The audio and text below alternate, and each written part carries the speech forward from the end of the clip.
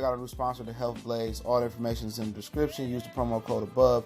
Goodfellow One Boxing at 18% off of all their natural products from deodorant, pomade, toothpaste, and much, much more. And they have additional discounts on their website as well. That's thehealthblaze.com. Starting December 20th. That promo code is good for 18% off. We go.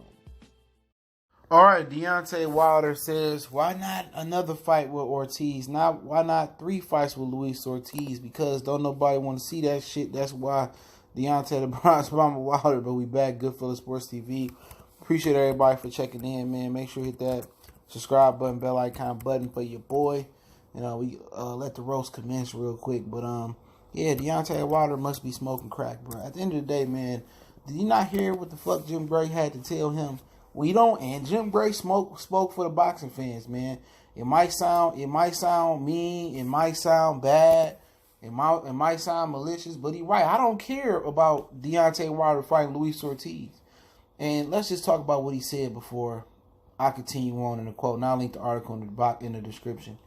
I meant to get around to this video at least yesterday or a couple of days ago. He said Ortiz, he said despite posturing from both sides, Joshua Wilder would be difficult to make next because of the same promotional and network streaming service and affiliation that have prohibited them from fighting thus far.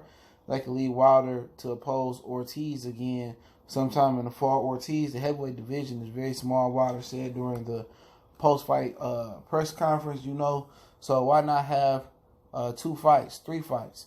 All these guys. That's why I don't understand why none of the big fights haven't happened thus far. If you lose, okay, rebuild yourself, get back up. Most of the time in my life, many people lose, but but they give up. And the great thing about life is people want to see you, see how you fall and get back up. And that's,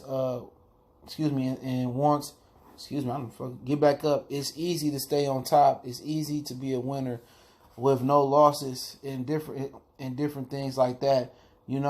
Everybody wants to be a winner, but a real winner, a true winner, is somebody that falls from that platform, because everybody wants to see how they develop themselves and get back up in life.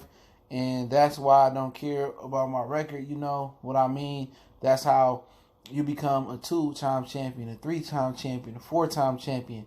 In the heavyweight division, like I said, is very small. So we've got to make big fights happen. It's one loss. You can come back. Look at most of these challengers. They lose many different times, but how many times, they get a title fight? Look at Brazil. He lost before to Joshua, and now he's in another title fight, and the list goes on and on. So at the end of the day, he can say all the fuck he want to say. But really, did Luis Ortiz get back up? That's all I'm asking. Did Luis Ortiz get back up? No, he did not.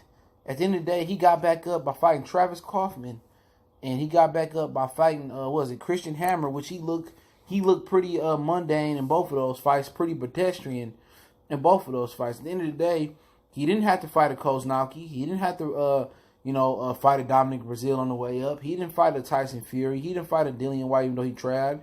He didn't get a Brock Square-Puelles, or Oscar Rivas, or guys like that. He hadn't fought guys like that. So, at the end of the day, for there to be some demand in a fight like that, he got to do something that's extraordinary that have us believe that he's willing he's showing that he's rebuilt himself where he's a formidable foe again. Right now, to us, even though most people thought he almost beat you in an inch of your life or an inch of a loss. At the end of the day, Luis Ortiz last few performances, the ones I can remember, Kaufman and Hammer, I think it was, or Robert Helenius, whichever one he fought. I think it was Kaufman. I don't remember. Not Kaufman. I think it was Hammer or Helenius. I don't know what the fuck he fought. They all look the same. But it hasn't proven us that he deserved to get another shot at the throne. At the end of the day, he was offered an Anthony Joshua fight. A lot of people not gonna get past that about Luis Ortiz. And they want to sit there and try to, do some PR damage control. At the end of the day, you ducked the Anthony Joshua fight, which could have made a Deontay Wilder fight a mega fight. If you beat Anthony Joshua and stop him, and if you got to beat him again and stop him again, and you bring 3 belts back to fight Deontay Wilder, now that's a fight we want to see. Right now, at the end of the day, Ortiz, you had your shot. You blew it. You blew your shot. So for them to try to, possibly make us pay $65, $70 to see Ortiz Wilder 2, that's not the type of rematch that nobody want to see. Real shit. That ain't, Fury, yeah, we want to see that. You know what I'm saying? That's a rematch that you want to see. You don't want to see, Ortiz, after how he looked.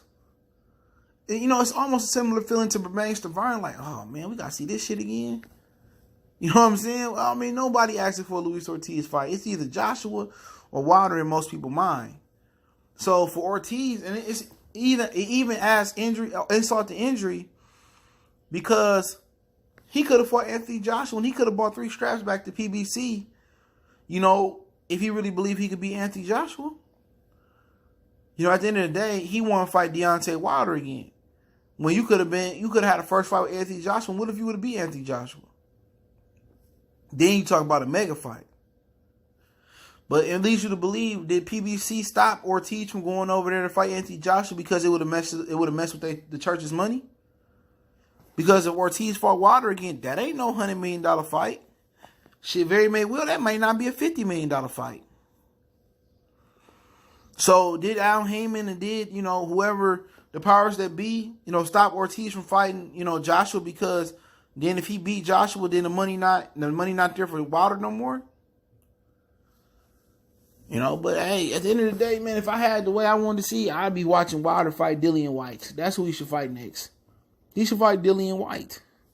But he talking about 2-3 fights with Ortiz. Like, dude, pump the brakes. Like, for one, I ain't paying for it. For two, I don't want to see it to begin with. I like Wilder and all, but shit, you ain't Mike Tyson now. I watched Mike Tyson go out there in his prime and just hit the bag. I pay $50 to watch Tyson just train and hit the bag or just spar and beat people up. Like, you was a good fighter, you was exciting, but you ain't Mike Tyson exciting. You ain't Kid Dynamite. You know what I'm saying? And, at the end of the day, like, we watch beat up Trevor Burbick, Michael Spinks, Larry Holmes, and we get excited about those things because Mike was just a different type of animal. But for Deontay Wilder, like, I mean, we really ain't tripping off that, man. At the end of the day, in this era, had more people handle their business, had more people fought who they need to fight. I don't think it'd be that much pressure to make the Joshua Wilder fight happen. Had Terrence Crawford and Errol Spence had already fought.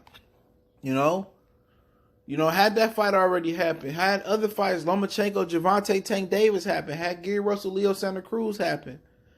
Had some of these other fights really got down to the nitty gritty. You know what I'm saying? Had some of these fights really, been made, then it won't be that much pressure on them to make this fight happen with Joshua. But since they continue to build up every fight in the sport of boxing they can, at the end of the day, man, I'm not saying I'm not supporting the fight, but that ain't the fight I'm thinking about going to. That ain't the fight I'm thinking about paying $1 for.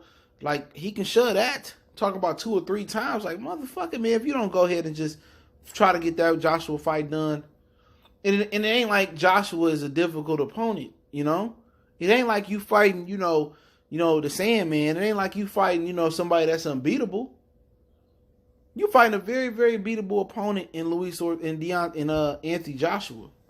But like I said before, man, y'all got a peep game, man. The reason they didn't let Luis Ortiz fight Anthony Joshua is because that would have fucked up the church's money.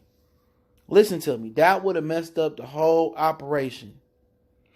That would have destroyed it, because if Ortiz beat Joshua, even though it's convenient for us to see Wilder get all the belts, real talk, they don't want to see Joshua lose. Real talk, they don't want to see Wilder lose, because it's too much money at stake at this point. The Zone was willing to pay Wilder 2 fights, just $80 million to fight AJ in the first fight in a rematch. $80 million, and they was willing to pay Joshua $80 million for 1 fight. And what they trying to do is they trying to build the fight up financially. Like, it's going to continue to get bigger and bigger. At this point, they trying to build the fight up to marinate. But at this point, they losing boxing fans by the day. But hey, it is what it is. But ain't nobody trying to see no fucking Luis Ortiz and Wilder 2 or 3 times. I'm not trying to see it another time. Unless something change. Unless Ortiz go fight AJ, or Wilder beat AJ and he beat Fury, or, whatever. Unless he go out and beat Tyson Fury or some shit like that. Other than that, man, he's smoking moon rocks. Real talk. But hey, it's Good Fella Sports TV. Don't forget to check out our sponsor, The Hellblaze, thehellblaze.com. Promo code GoodFella1Boxing gets you 18% off the 100% all natural products. Soaps, lotions, foot soaks, bath bombs, deodorant, toothpaste, hair pomade, much, much more. Website, promo code, description. Don't forget, we on Facebook, Instagram, Twitter. Reach out to the email. If need be, all those links in the description. Goodfella Sports TV. One time for the one-time article link in the description. Let me know what y'all feel about the story. We gone.